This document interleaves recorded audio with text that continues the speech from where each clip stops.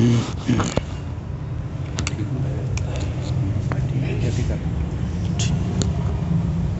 ٹھیک.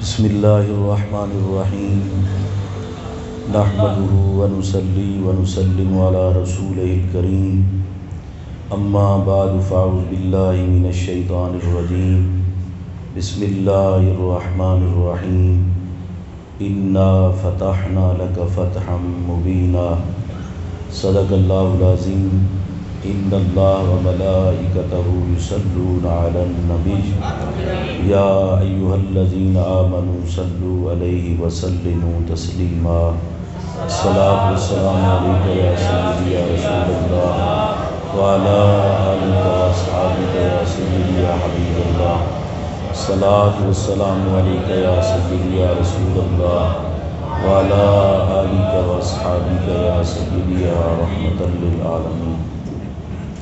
اللہ رب العزت کی حمد و ثنا، نبی اکرم نور مجسم رحمت دو عالم جناب محمد مصطفیٰ صلی اللہ علیہ وآلہ وسلم کی بارگاہ اقدس میں درود و سلام کا نذرانہ پیش کرنے کے بعد انتہائی واجب الاحترام معزز سامعین، السلام علیکم ورحمۃ اللہ وبرکاتہ. حضرات محترم، رمضان المبارک کا دوسرا جمعۃ المبارک ادا کرنے کی اللہ نے توفیق عطا فرمائی. تو خالق کائنات کی بارگاہ میں دعا ہے، خالق کائنات ہم سب کی عاجزانہ حاضری کو رمضان المبارک کی پاکیزہ گھڑیوں میں اپنی بارگاہ میں قبول فرمائے. حضرات محترم، یہ ماہ مقدس بڑی عظمتوں والا مہینہ ہے، جس کی ایک ایک گھڑی قابل دید ہے، جس کا ایک ایک لمحہ قابل احترام ہے. خوش قسمت ہیں وہ لوگ جو ماہ رمضان المبارک کو پاتے بھی ہیں اور اس کے روزے رکھ کے اس کا احترام بھی کرتے ہیں. میرے پاک نبی صلی اللہ علیہ وآلہ وسلم نے فرمایا کہ میرے پاس جبرائیل آئے اور جبرائیل نے آ کے کہا، یا رسول اللہ، جو رمضان کو پائے اور اپنی بخشش نہ کروائے اللہ کی رحمت سے دور ہو گیا. سرکار نے فرمایا آمین. تو ہم ایسے احترام کریں کہ خدا کی بارگاہ میں بھی پسند ہو، مصطفیٰ کی بارگاہ میں بھی پسند. یہ ماہ مقدس کی ایک ایک گھڑی بڑی کمال کی گھڑی ہے. حضرات محترم، رمضان مبارک میں کافی نسبتیں ہیں. ان میں سے ایک سیدہ کائنات سیدہ زہرا سلام اللہ علیہا، آپ کی عظمت پہ پچھلے جمعۃ المبارک پر گفتگو کی تھی. رمضان مبارک کی 10 تاریخ کو ایک تو فتح مکہ ہے اور دوسرا ختیجۃ الکبریٰ کا وصال ہے. قرآن مجید فرقان حمید کا جو مقام تلاوت کیا ہے، خالق کائنات نے فتح مکے کا اس میں ذکر فرمایا. اللہ فرماتا ہے انا فتحنا لک فتحا مبینا. پیارے محبوب، آپ کی خاطر ہم نے آپ کو فتح مبین عطا فرما دی. کس کی خاطر؟ محبوب کی خاطر فتح مبین عطا فرما دی. تو آپ لوگ نے بارہا مرتبہ یہ سنا ہے کہ مکہ المکرمہ کے ارد گرد بہت سارے قبائل تھے، جن میں سے 2 قبیلے بڑے مشہور ہیں، اور وہ 2 قبیلوں کی لڑائی آپس میں بڑی مشہور تھی۔ ایک قبیلہ بنی بکر اور دوسرا قبیلہ خزاعہ۔ تو ان کی لڑائی کو کم کرنے کے لیے قبیلہ بنی بکر قریش مکہ کے ساتھ ہو گیا اور قبیلہ خزاعہ مسلمانوں کے ساتھ ہو گیا۔ تو یہ جو لڑائی تھی اس کو کم کرنے کے لیے یہ کام کیا گیا۔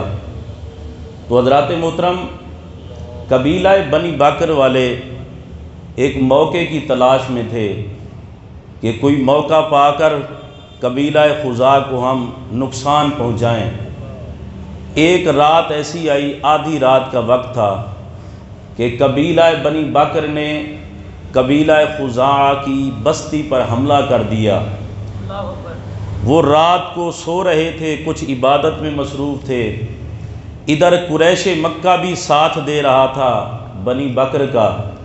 انہوں نے حملہ کیا، کچھ لوگوں کو مار دیا، کئی لوگوں کو زخمی کر دیا۔ لڑائی ساری رات ہوتی رہی۔ صبح ہونے سے پہلے بنی بکر والے اور قریش مکہ اپنے اپنے گھر آ گئے تاکہ کوئی پہچان نہ سکے۔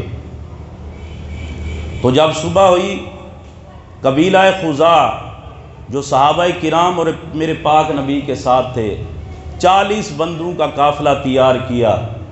انہوں نے کہا مکے میں لوگ تکلیفیں بڑی دیتے ہیں، ہم وہاں کیوں نہ جائیں جہاں ساری تکلیفیں دور ہوتی ہیں۔ اور ایک بات یاد رکھیں، میرے پاک نبی کے صحابہ وہ ہیں جنہوں نے فتح مکہ سے تقریباً 8 سال پہلے اپنا گھر چھوڑا، اپنے بچے چھوڑے، اپنی مال و دولت چھوڑا۔ میں نے کہا صحابہ کس لیے چھوڑا؟ کہا ودھوہا کے چہرے والے کے لیے چھوڑا۔ اور صحابہ کرام نے اپنا مال، اپنی دولت، اپنے بچے، اپنا گھر، اپنا وطن چھوڑ کے بتا دیا اسلام کے مقابلے میں اگر یہ چیزیں آئیں تو ہم یہ چھوڑ سکتے ہیں، نہ اسلام چھوڑ سکتے ہیں نہ محمد کا دامن چھوڑ سکتے ہیں۔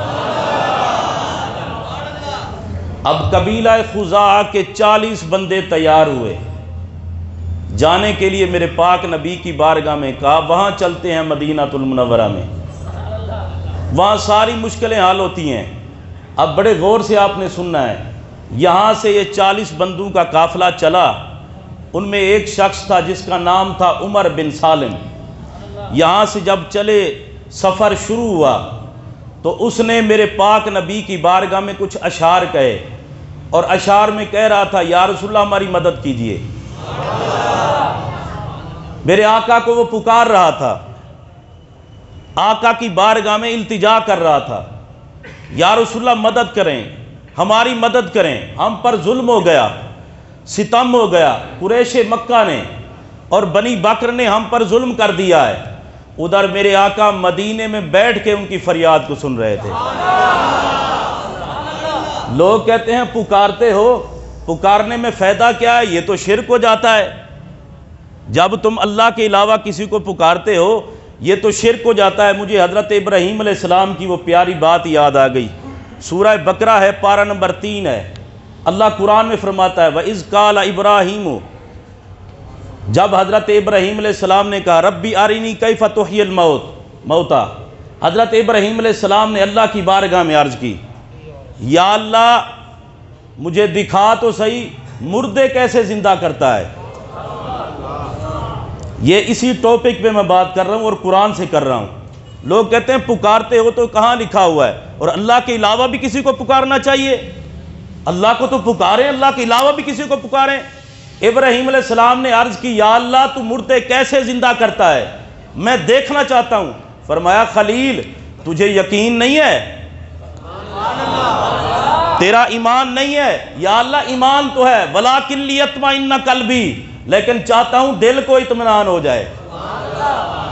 ابراہیم علیہ السلام نے اللہ کی بارگاہ میں عرض کی یا اللہ مردے کیسے زندہ کرتا ہے، مجھے ذرا دکھا تو صحیح۔ اللہ کی طرف سے جواب آیا اے پیارے خلیل 4 پرندے لے، ان کو پال، ان کی خدمت کر، پھر جب موٹے تازے ہو جائیں ان کو ذبح کرنے کے بعد ان کے گوشت کے چھوٹے چھوٹے ٹکڑے کر، پھر گوشت کے چھوٹے چھوٹے ٹکڑے کرنے کے بعد پہاڑوں پر ان کے گوشت کو رکھ، پھر جب رکھے گا پھر ان کو پکار اپنی طرف۔ میں نے عرض کی یا اللہ یہ تو مردہ ہو گئے، ان کو بھی پکارنا ٹھیک ہے؟ فرمایا تمہاری نگاہ میں ٹھیک نہ ہو تو نہ ہو، خدا کی نگاہ میں تو ٹھیک ہے نا۔ فرمایا پیارے خلیل 4 پرندے لے، ذبح کر کے گوشت کے ٹکڑے کر کے قیمہ بنا کے پہاڑوں پہ رکھ دے۔ یا اللہ پھر کیا کرنا ہے؟ فرمایا پھر ان کو پکار۔ اب دیکھیں ابراہیم علیہ السلام نے جب پکارا، مردہ تھے کہ نہیں تھے؟ بولیں بھائی مردہ تھے نا، پرندوں میں کوئی جان تھی، پرندوں میں کوئی روح تھی، چلنے کی طاقت تھی، بولنے کی طاقت تھی، کھانے کی طاقت تھی، وہ تو قیمہ بن چکے تھے، پرندے تو بن چکے تھے قیمہ۔ لیکن رب نے کہا پیارے خلیل میرا آرڈر یہی ہے، بس تو ان کا قیمہ بنا کے جب یہ مردہ بن جائیں۔ لوگ کہتے ہیں پکارتے ہو نبی کو، میں نے کہا میرا نبی تو بڑی شان والا ہے، تو پہلے داتا صاحب دی گل کر، تو پہلے خواجہ صاحب دی گل کر، پہلے بابا فرید دی گل کر۔ کہنے لگا تم پکارتے ہو اپنے نبی کو یا لگا کر پکارتے ہو، یہ تو شرک ہو گیا، یا تو صرف اللہ کے ساتھ لگاتے ہیں۔ میں نے کہا جب ابراہیم علیہ السلام سے اللہ نے فرمایا اے خلیل ان کو پکار، جناب ابراہیم نے کہا یا ایھا الدیک یا ایھا الحمامہ یا ایھا النسر، فرمایا او مرغ، او مور، او کبوتر، اللہ کے نام سے تجھے پکار رہا ہوں، میں اللہ کی اجازت سے پکار رہا ہوں۔ اب یہ نہ دیکھنا کہ تم مردہ ہو، اللہ کا آرڈر ہے دوڑتے ہوئے میری بارگاہ میں آ جاؤ۔ یہ جناب ابراہیم خلیل اللہ نے کہا تھا یا ایھا الدیک، اے مرغ جلتی آ۔ اچھا کس کو بلایا؟ مردے کو بلایا۔ میرا سوال یہ ہے اگر مردے کو یا لگا کر بلایا جائے اسے اللہ زندگی دے دیتا ہے، داتا صاحب نے بلایا جائے نہیں، جن کو سمجھ آ رہی ہو سبحان اللہ کہہ لیں۔ اگر داتا صاحب کو بلایا جائے تو پھر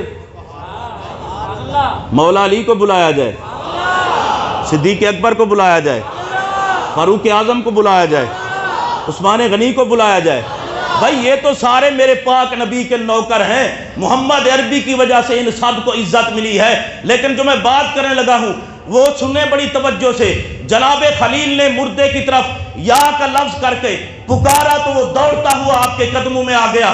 میرا سوال یہ ہے مردے کو پکارا جائے وہ تو آ جائے، میرا نبی گنبد خضرا میں رہ کے سب غلاموں پر نظر رکھتا ہے، میرے آقا کو جب کوئی پکارتا ہے محمد پکار کو بھی سنتے ہیں، مدد بھی فرماتے ہیں۔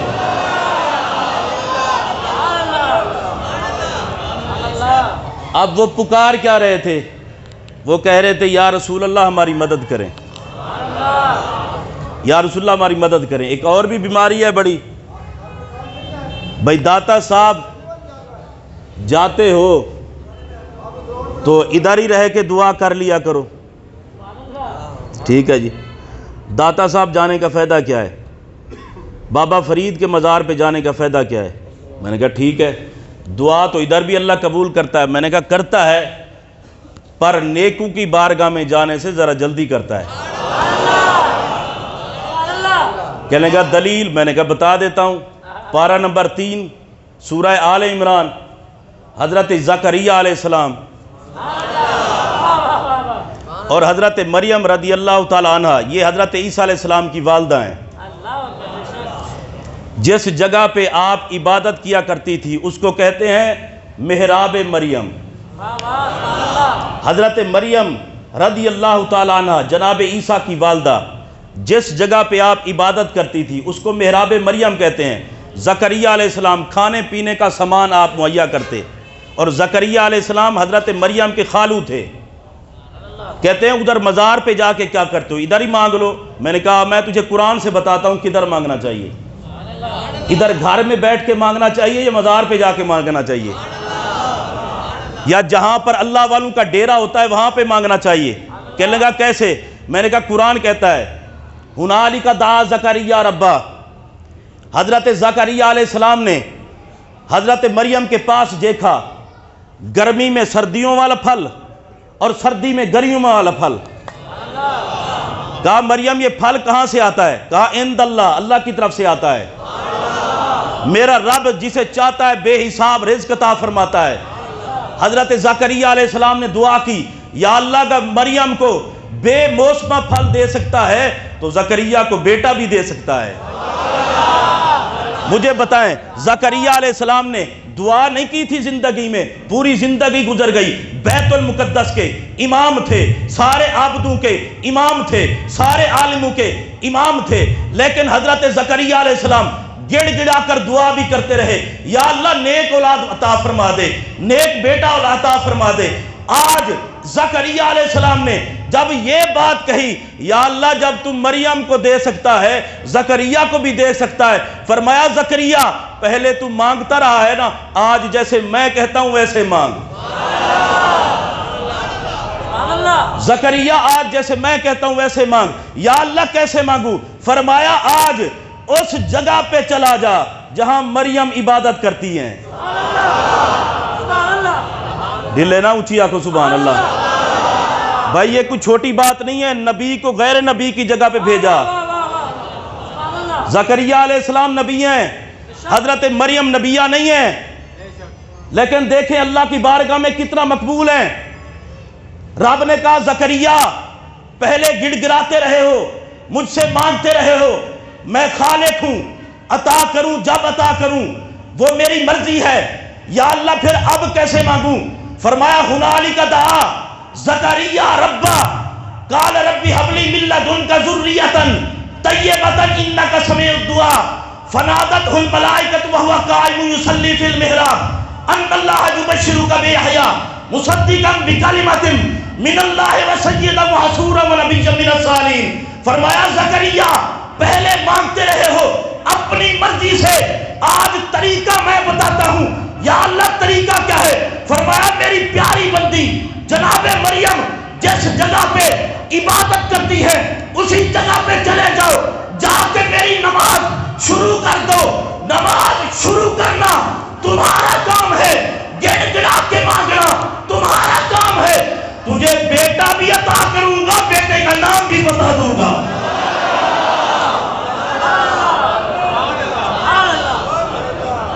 مجھے آپ یہ بتائیں اللہ بڑا کریم ہے، پہلے نہیں دے سکتا تھا، دے سکتا تھا. فرمایا زکریا اب چلے جاؤ اس جگہ پر جہاں پر جناب مریم ہے اور جا کو میری بارگاہ میں مانگو. یا اللہ کیا مانگوں؟ فرمایا مانگو جو مانگنا ہے. عرض کی مالک نیک اولاد عطا کر دے. جب یہ دعا کر رہے تھے اللہ کی طرف سے اعلان ہوا، فرمایا پیارے زکریا تمہاری دعا کو قبول کر دیا اور تجھے یحییٰ بیٹا عطا کر دیا. اگر گھر میں بیٹھ کے مانگنا ٹھیک ہوتا اور پھر اتنا جلدی ملتا تو زکریا مانگ لیتے. ڈھلے نہ بولو، اونچی بولو سبحان اللہ. یہ عوام کو خراب کرنے والی بات ہے، امت مصطفیٰ کو خراب کرنے والی بات ہے. نہیں جی کیا ملتا ہے کیا ملتا ہے؟ میں نے کہا قرآن پڑھ تو تجھے سمجھ آئے نا کیا ملتا ہے. قرآن پڑھ تو تمہیں سمجھ آئے نا کیا ملتا ہے. قرآن میں ہر عقیدہ اللہ نے بیان کر دیا، قرآن میں ہر چیز کا ذکر اللہ نے بیان کر دیا.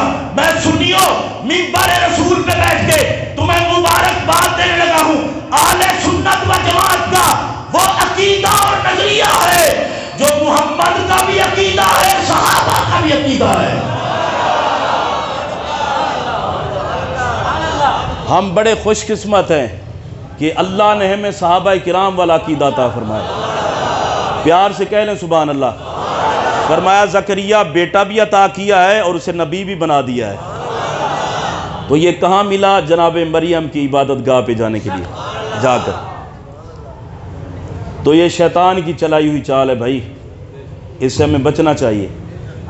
وہ بندہ پکار رہا تھا یا رسول اللہ مدد فرمائیں. ہون گل سمجھ آوے تو پھر سبحان اللہ کہو.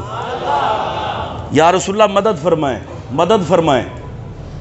وہ پکار رہا تھا، حضرت میمونہ کہتی ہیں رضی اللہ تعالیٰ عنہ، آپ کہتی ہیں آدھی رات کا وقت تھا، چونکہ مدینے سے مکہ جاتے ہوئے کئی دن لگتے ہیں، اور کئی دن لگتے ہیں تو کئی میلوں کا فاصلہ ہے۔ حضرت میمونہ رضی اللہ تعالیٰ عنہ آپ کہتی ہیں سرکار اٹھے، وضو فرمایا، اور میں نے آواز سنی۔ آواز کیا تھی؟ آقا کہہ رہے تھے لبیکا، اور یہاں تو غلام لبیکا کہتے ہیں، وہاں آقا کہہ رہے ہیں۔ آقا کہہ رہے تھے لبیکا لبیکا لبیکا، کہتے ہیں 3 مرتبہ آقا علیہ السلام نے کہا لبیکا۔ اگلے جملے سنیں، نصرتا نصرتا نصرتا۔ حضرت اماں میمونہ کہتی ہیں میں نے کہا آقا یہ کن کو آپ کہہ رہے ہیں اور کیا ارشاد فرما رہے ہیں؟ فرمایا اے ام المومنین، قبیلہ خزاع کا ایک شخص مشکل میں مجھے پکار رہا تھا۔ اور قبیلہ خزاع کا کوئی بندہ پکارے تو آقا 3 مرتبہ لبیک کہیں، تو جڑا امتی ہو کے پکارے نہیں ڈھلے بولے تو سبحان اللہ نہیں آکی صحیح۔ اور قبیلہ خزاع کا بندہ پکارے، جن کا معاہدہ ہوا تھا وہ پکارے تو آقا 3 مرتبہ کہیں لبیکا۔ پتہ نہیں محمد عربی کا کلمہ پڑھنے والا، آپ کی ذات پہ درود و سلام پڑھنے والا جب پکارتا ہوگا تو میرے آقا کتنا کرم فرماتے ہوں گے۔ لبیکا لبیکا لبیکا، نصرتا نصرتا نصرتا۔ کہا قبیلہ خزاع کے ایک شخص نے مجھے مدد کے لیے پکارا ہے، میں نے اسے جواب دیا ہے پریشان نہ ہو، آنا تیرا کام ہے، پریشانی کو حل کرنا میرا کام ہے۔ لو جی، جانا چاہیے سرکار کے پاس کہ نہیں جانا چاہیے؟ بولیں، پکارنا چاہیے کہ نہیں پکارنا چاہیے؟ یا رسول اللہ کہنا چاہیے کہ نہیں کہنا چاہیے؟ چلو میں ویسے چیک کرنے والی بات تو نہیں کر رہا، ویسے کہہ رہا ہوں، چیک کرنے والا یہ تو مجمع ہی نہیں ہے، چیک کرنے والی جگہ اور بھی ہیں۔ یہاں تو وہ مجمع ہے جس کو مفتی صاحب نے گھٹی میں نعرے سکھائے ہیں۔ اس طرح نہیں، محبت نہ کو سبحان اللہ۔ نعرہ رسالت، نعرہ رسالت، نعرہ رسالت، نعرہ رسالت۔ میں ویسے نعرہ نہیں لگا رہا، میں اسی لیے لگوا رہا ہوں آپ کی آواز گونجے پاکستان سے، پھر جہاں سے لہراتی ہوئی جائے گنبد خضرا تک، اور میرے آقا دیکھیں واہ غوثیہ مسجد میں بیٹھنے والوں 14 صدیاں گزر گئی، آج بھی یا رسول اللہ کے نعرے لگا رہے ہو۔ نعرہ رسالت، نعرہ رسالت، قبلہ مفتی صاحب کی روح خوش ہو جائے۔ نعرہ رسالت، نعرہ رسالت، نعرہ رسالت۔ اب سنیے بڑی توجہ سے، یہ قبیلہ خزاع کے یہ جو لوگ تھے سرکار کی بارگاہ میں آ گئے، یہ سارا فتح مکہ ہے، آقا کی بارگاہ میں آ گئے، سارا اپنا قصہ بیان کیا۔ میرے پاک نبی صلی اللہ علیہ وسلم نے اپنا قاصد بھیجا قریش مکہ کی طرف۔ وہاں جب گئے تو انہوں نے کہا نہیں، سرکار نے فرمایا 2 آپشن ہیں تمہارے پاس، یا تو قبیلہ خزاع کے جتنے بندے مارے ہیں دیت ادا کرو، یا پھر نہیں کرنی تو قبیلہ بنی بکر کا ساتھ چھوڑ دو، ہم جانے اور وہ جانے۔ کافروں کو گھمنڈی بڑا ہوتا ہے اپنی طاقت پر، لیکن جدو لڑائی دی گل ہوئے پھر مر جاندے نے، پھر موت پہ جاتی ہے۔ وہ کہا نہیں ہم اسے قبول نہیں کریں گے۔ قاصد واپس آ گیا، میرے پاک نبی صلی اللہ علیہ وسلم نے فرمایا صحابہ جنگ کی تیاری کرو، مکہ کو فتح کرنے کا وقت آ گیا ہے۔ نبی پاک کے جان نثار صحابہ 10 سے 12 ہزار کا لشکر، اور یہ نورانی لشکر تیار ہے۔ سرکار نے فرمایا یہ خبر مکہ والوں تک نہیں پہنچنی چاہیے۔ ایک صحابی ہے میرے پاک نبی کے حضرت حاتم، انہوں نے خط لکھا اور چوری چھپ کے ایک عورت کو دیا، کہا یہ مکہ والوں کو پہنچا دو، چونکہ ان کے وہاں پہ بیوی بچے تھے، کہا وہاں پہنچا دو میرے بچوں کو کوئی نقصان نہ پہنچاؤ، اور لکھا تھا کہ محمد عربی آ رہے ہیں تم تیار ہو جاؤ۔ خط چوری لکھا، میرے آقا کو پتہ نہیں چلا۔ اب میرے نبی کی نگاہ دیکھیں آپ، سرکار کی نگاہ سے پھر چھپا ہوا نہیں ہے، میرے نبی کی نگاہ دیکھیں، ادھر خط دیا حضرت حاتم نے، عورت لے کر چلی، سواری پر سوار ہوئی، راستے میں پہنچی، سرکار نے فرمایا علی میرے قریب آ، اے زبیر میرے قریب آ، اے مقداد میرے قریب آؤ۔ تینوں کو بلا کر فرمایا چلے جاؤ، فلاں جگہ پر ایک عورت جا رہی ہے، اس کے پاس خط ہے، وہ میری بارگاہ میں لے کے آؤ۔ اور ادھر ملا صاحب باز کرتے ہیں علم غیب پر، جس مصطفیٰ سے خدا نہیں چھپا تو پھر اور کیا چھپا ہوگا میرے آقا سے۔ یہ تو باز کرنے والی کوئی بات ہی نہیں ہے۔ اس سے پہلے میں آپ کو بتا دوں، حدیث پاک میں آتا ہے، لکھی تو کسی غیر نے ہے لیکن حدیث بڑی کمال کی ہے، حدیث ہر کمال کی ہوتی ہے ویسے، کہا کہ ایک شخص جس کا نام تھا عمیر ابن وہب، کیا تھا نام؟ عمیر ابن وہب، اس کا بیٹا گرفتار ہو گیا غزوہ بدر میں، مسلمانوں نے گرفتار کر لیا جب غزوہ بدر ہوا، تو وہ بڑا پریشان تھا۔ اس نے کہا میری دنیا اجڑ گئی، سب کچھ تو میرا بیٹا تھا۔ اس کی پریشانی کو دیکھا سفیان بن امیہ، یہ مکے کا بہت بڑا مالدار تھا، بڑا امیر ترین بندہ تھا۔ اس نے دیکھا، کہا عمیر خیر تو ہے، پریشان نظر آتا ہے۔ کہا میرا بیٹا مسلمانوں کے پاس ہے، اس لیے میں بہت پریشان رہتا ہوں، میں چاہتا ہوں میرا بیٹا میرے پاس آ جائے۔ تو وہ کہنے لگا ایک بات ہے میرے پاس، علیحدہ چل کے میٹنگ کرتے ہیں۔ علیحدہ چلے گئے۔ سفیان بن امیہ چونکہ وہ بھی میرے نبی کا دشمن تھا، اور کلمہ عمیر نے بھی نہیں پڑھا تھا، ابھی کلمہ انہوں نے بھی نہیں پڑھا تھا، تو پھر سفیان بن امیہ نے کہا تم جا کے محمد عربی کو معاذ اللہ قتل کر دو اور اپنے بیٹے کو لے آؤ، اگر تمہیں کچھ ہو گیا تو تمہارے بیوی بچوں کا میں خود خیال رکھ لوں گا۔ یہ ان دونوں کے درمیان طے پایا۔ اب عمیر ابن وہب چلا، مدینے میں پہنچا، آیا تھا میرے نبی کا دشمن بن کے، اگے ویکھو کی ہویا۔ عمیر آیا، عمیر ابن وہب، مسجد نبوی ہے، میرے پاک نبی جلوہ گر ہیں، صحابہ کا مجمع ہے، نماز پڑھائی، نماز سے فارغ ہوئے، صحابہ کی نگاہیں آقا کے چہرے پر، آقا میرے مصطفیٰ کریم اپنے صحابہ سے خطاب فرما رہے ہیں۔ عمیر آیا، جہاں جوتیاں اتاری جاتی ہیں اسی جگہ پہ آ کے بیٹھ گیا۔ اب یہ جملے آپ نے سننے ہیں بڑی توجہ سے۔ سرکار نے دیکھا، آقا تو جانتے تھے نا، حضور نے عمیر بن وہب کی طرف جو نظریں اٹھا کے دیکھا، فرمایا صحابہ ذرا راستہ چھوڑو، ہمارا مہمان آ گیا ہے۔ عمیر مہمان آ گیا۔ حضرت فاروق اعظم کا تو آپ کو پتہ ہی ہے نا، فاروق اعظم نے کہا آقا اس کے جذبات اور ہیں، یہ کسی اور وجہ سے آیا، میں جان رہا ہوں۔ میرے نبی نے کہا عمر جب تم میری بارگاہ میں آئے تھے پتہ ہے نا تلوار لے کر آئے تھے؟ یا رسول اللہ جی ہاں پتہ ہے۔ فرمایا امیر حمزہ نے بھی یہی جملے کہے تھے، عمر اگر آیا ہے غلط نظریے سے تو آج اس کا سر تن سے جدا کر دیں گے۔ اے عمر میں محمد عربی دیکھ رہا ہوں، یہ جس مرضی طریقے سے آئے پر میری بارگاہ میں گیا ہے۔ صحابہ راستہ دے دیں، راستہ دے دیں۔ جو دشمن سے اتنا پیار کرتے ہیں وہ پیار کرنے والوں سے کتنا پیار کرتے ہوں گے۔ اس لیے اعلیٰ حضرت نے کہا تھا میرے کریم سے گر قطرہ کسی نے مانگا، میرے کریم سے گر قطرہ کسی نے مانگا، دریا بہا دیے ہیں، دربے بہا دیے ہیں۔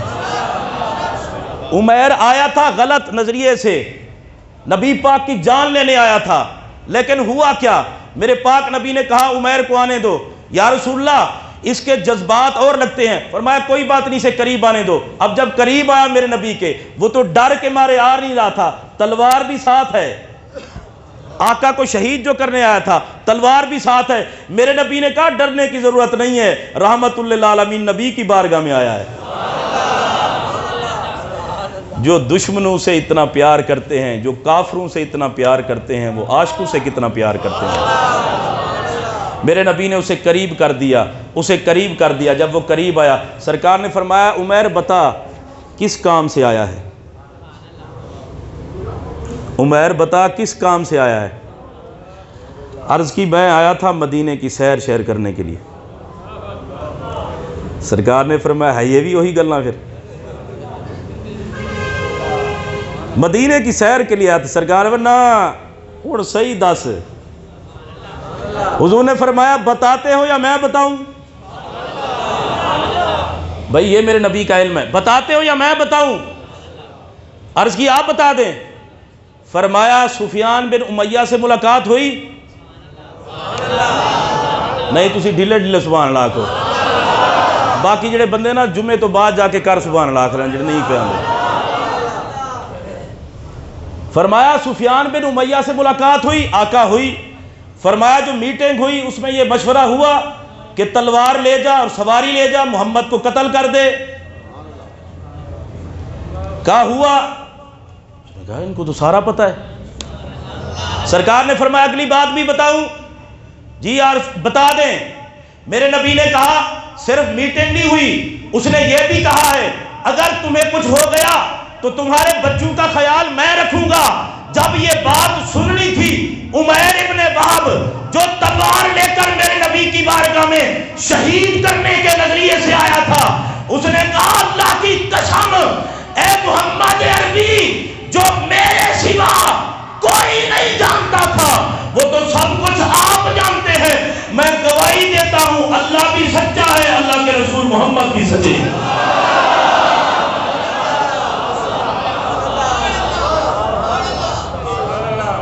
میرے پاک نبی صلی اللہ علیہ وسلم نے پہچان لیا اب سنیے بڑی توجہ سے وہ جو آیا تھا نا 40 بندوں کا قافلہ بات یاد ہے کہ نہیں ہے پھر میرے پاک نبی صلی اللہ علیہ وآلہ وسلم ایک اور بات بھی عرض کر دوں میں آپ کو حضرت ابو سفیان یہ میرے نبی کے سسر جی ہیں میں حضرت اس لیے نہیں کہہ رہا اس وقت کلمہ نہیں پڑھا تھا اس وقت کلمہ نہیں پڑھا تھا اس وقت کی بات کر رہا ہوں جب یہ کافروں نے کہا نا کہ ہم نے صلح شلح نہیں کرنی معاہدہ توڑنا ہے تو توڑ دے صلح حدیبیہ والا جو معاہدہ کیا ہوا ہے پھر ابو سفیان کو کافروں نے بھیجا کہ تم دوبارہ جاؤ یہ تجدید کروا کے آؤ کہیں مسلمانوں کا قافلہ نہ آ جائے لڑنے کے لیے ابو سفیان جلدی جلدی گیا وہاں پر اور جا کر اپنی بیٹی کے گھر گیا اور بیٹی کون تھی حضرت ام حبیبہ ام المومنین میرے نبی کی زوجہ ابو سفیان کی بیٹی ہیں ابو سفیان نے کلمہ نہیں پڑھا ام حبیبہ کے گھر جناب ابو سفیان آئے گھر میں آئے کھڑے ہو گئے کہنے لگے بیٹی بیٹھنے کا نہیں کہو گی دل ہی دل میں کہا کہ ابا جان اے ساری جگہ پاک ہے میں کتھے آکھاں تسی بہو اس جگہ پر تو محمد عربی کے قدم لگے ہیں زمین نہ پاک ہو میرے پاک نبی قدم لگائیں تو پاک ہو جاتی ہے اس جگہ پر تو میرے آقا کے قدم لگے ہیں کس جگہ پہ کہوں بیٹھو وہ بیٹھنے لگا بستر پر میرے پاک نبی کے ام حبیبہ دوڑتی ہوئی آئی بستر لپیٹا لپیٹ کے سائڈ پہ رکھا کہا ابا جان اب بیٹھے انہوں نے کہا بیٹی بستر تو بچھایا جاتا ہے اور آپ نے لپیٹ رکھا ہے فرمایا ابا جان یہ بستر کسی عام ہستی کا نہیں ہے یہ میرے محمد کا بستر ہے اس لیے کہ میرا محمد بھی پاک ہے محمد کا بستر بھی پاک ہے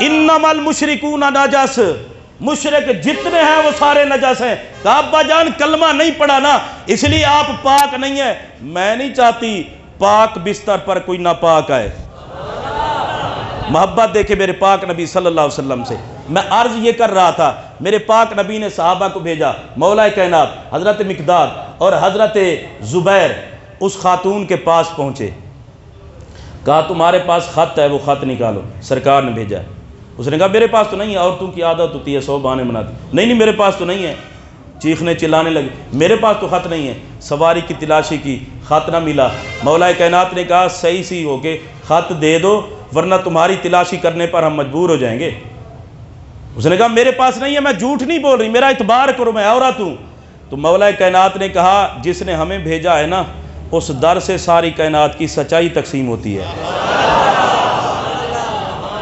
جس نے ہمیں بھیجا ہے اس در سے ساری کائنات کے لیے عدل تقسیم ہوتا ہے انصاف تقسیم ہوتا ہے محمد عربی تو بولتے وہ ہیں جو وحی خدا ہوتی ہے ان کے بارے تو سوچا نہیں جا سکتا کہ وہ غلط بولے بہرحال جلدی کر خط نکال اس خاتون نے خط نکالا بالوں سے خط نکال کے دے دیا میرے نبی کی بارگاہ میں آ گئے ٹائم مختصر ہے سرکار کی بارگاہ میں خط لے کر آئے میرے پاک نبی نے حضرت حاتب کو بلایا فرمایا خط آپ نے لکھا ہے یا رسول اللہ میں نے لکھا ہے اور آپ کو بتاؤں حضرت حاتب بدری صحابی ہیں خط آپ نے یا رسول اللہ میں نے لکھا ہے کیوں لکھا یا رسول اللہ پڑھ کے سنا دیتا ہوں فرمایا پڑھ لکھا ہوا تھا یا معاشر، اے گروہ قریش کا گروہ، تمہارے پاس محمد عربی خود آ رہے ہیں۔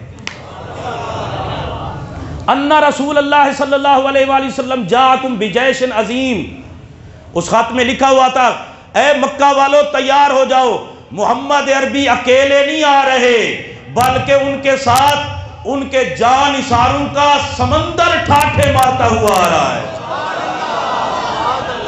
اور پھر جو اگلے جملے کہے، چونکہ آپ کی نیت بالکل صحیح تھی حضرت حاتب کی، اگلے جملے جو کہے انہوں نے کہا فواللہ لو جاءکم وحدہ، انہوں نے کہا قریش والو سن لو، اے کافرو سن لو، محمد عربی کو کمزور نہ سمجھنا، یہ صحابہ نہ بھی ہوں تو اللہ نے محمد کو پاور اتنی عطا کی ہے، میرا محمد اکیلا آ جائے تو ساری کائنات پر بھاری ہو جائے گا۔ اس خط میں یہ عبارت لکھی ہوئی تھی، تو حضرت حاتم نے جب پڑھا تو میرے پاک نبی نے فرمایا یہ بدری صحابی ہیں، ان کے بارے میں اللہ نے فرمایا قد غفرت لہم، ان کو اللہ نے بخش دیا ہے، اس لیے ان کی نیت بالکل ٹھیک تھی، ان کو کچھ نہیں کہا جائے گا۔ میرے پاک نبی صلی اللہ علیہ وسلم کا یہ خوبصورت جو لشکر تھا صحابہ کرام کا، یہ چل پڑا اور چلتے چلتے مکہ المکرمہ کے قریب پہنچ گیا۔ وہاں پر صحابہ کرام سے میرے نبی نے فرمایا اپنا اپنا چراغ جلا دو۔ کافروں نے حضرت ابو سفیان اور 2 بندے اور بھیجے، حالات کا جائزہ لے کر آؤ۔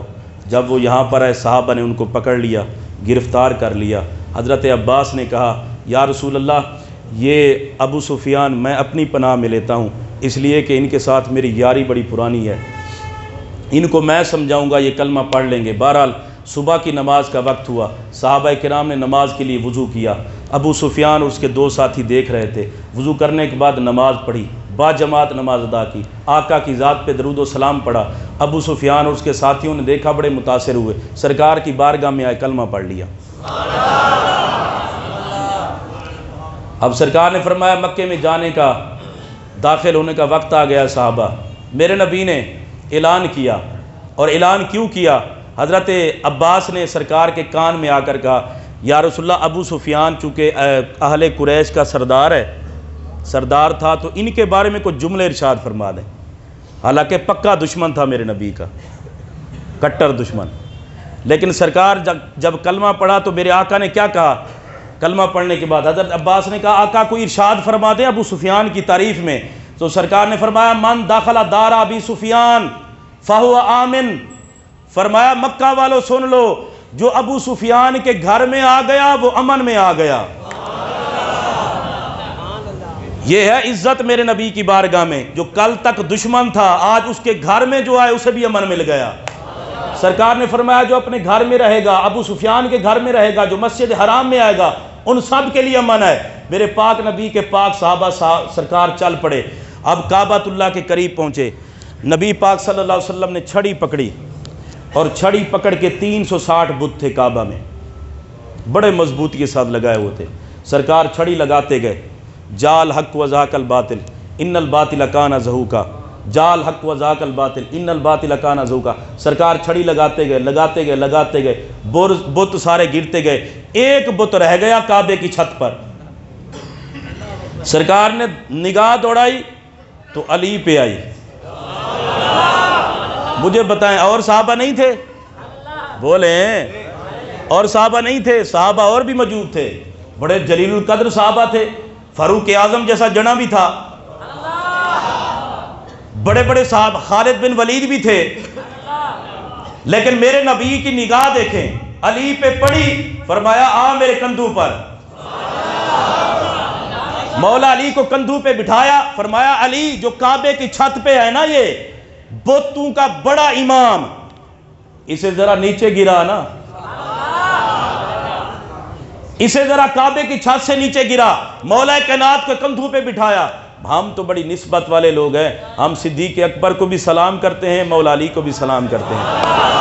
ہجرت کی رات میرے نبی کو صدیق اکبر نے کندھوں پہ اٹھایا تھا، اور یہاں پر میرے نبی نے مولا علی کو کندھوں پہ اٹھایا۔ سرکار نے کائنات والوں کو بتایا، فرمایا لوگوں سنو، اگر ابو بکر نبی کو اٹھائے تو ابو بکر اونچا ہو جائے، اور اگر علی کو نبی اٹھائے تو علی اونچا ہو جائے۔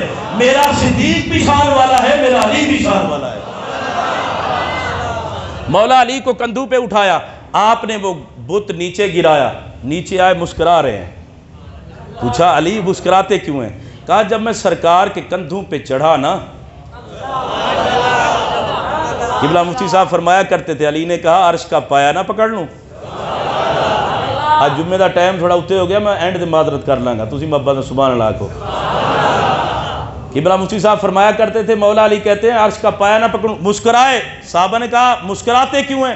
کہا جب میں چڑھا نا آقا کے کندھوں پر تو اتنا اونچا ہو گیا۔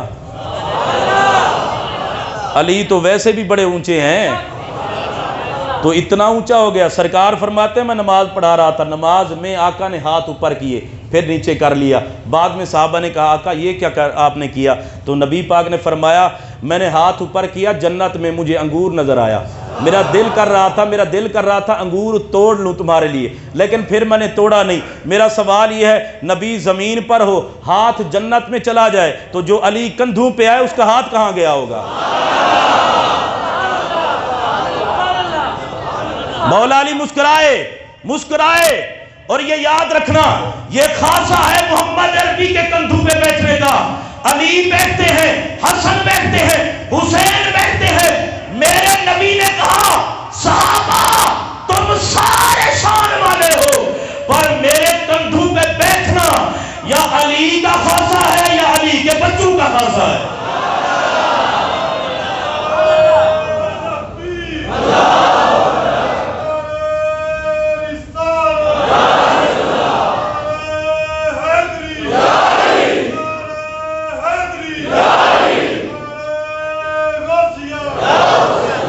لو جی مکہ فتح ہو گیا، صحابہ کرام کو مبارکباد ملی، میرے پاک نبی بڑے خوش ہیں۔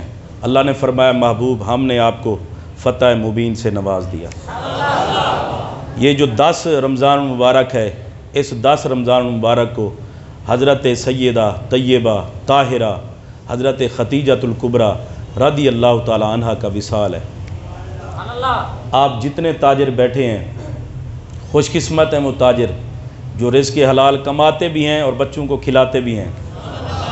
لیکن ایک بات یاد رکھنا، میں ممبر پہ بیٹھ کے کہہ رہا ہوں، ارے سارے تجارت کرتے ہیں تو ان کو مال ملتا ہے، جملہ سمجھ آئے تو کسی نے کنجوسی نہیں کرنی، پھر داد سب نے مل کے دینی ہے۔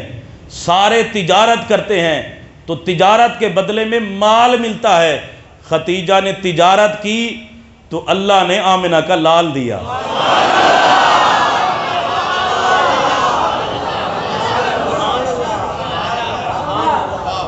ہمیں مال ملا، خدیجہ کے حصے میں آمنہ کا لال آیا۔ اور یاد رکھیں ہم مال کماتے ہیں، ہم تجارت کرتے ہیں تو نفع حاصل کرنے کے لیے خدیجۃ الکبریٰ نے تجارت کی، ان کو نفع میں اللہ نے محمد عطا کر دیا۔ کائنات میں 2 شخصیات ایسی ہیں، سیدہ خدیجۃ الکبریٰ اور حضرت سیدنا صدیق اکبر، کہ جنہوں نے تجارت کی اور ان کی تجارت بڑی مشہور تھی، ان کی تجارت پورے عرب میں مشہور تھی۔ لیکن یاد رکھیں ہم تجارت کرتے ہیں تو مال اپنے بچوں پہ لٹاتے ہیں، ہم تجارت کرتے ہیں تو مال بیوی بچوں پہ خرچ کرتے ہیں، ہم تجارت کرتے ہیں تو ماں باپ کی خدمت کرتے ہیں، ہم تجارت کرتے ہیں تو رشتہ داروں پہ لٹاتے ہیں، ہم تجارت کرتے ہیں تو بہن بھائیوں پہ لٹاتے ہیں، ہم تجارت کرتے ہیں تو دوستوں پہ لٹاتے ہیں۔ کائنات نے ایسا منظر دیکھا نہیں، خدیجۃ الکبریٰ صدیق اکبر نے جتنا تجارت کی، تجارت کر کے سارا مال محمد پہ لٹا دیا۔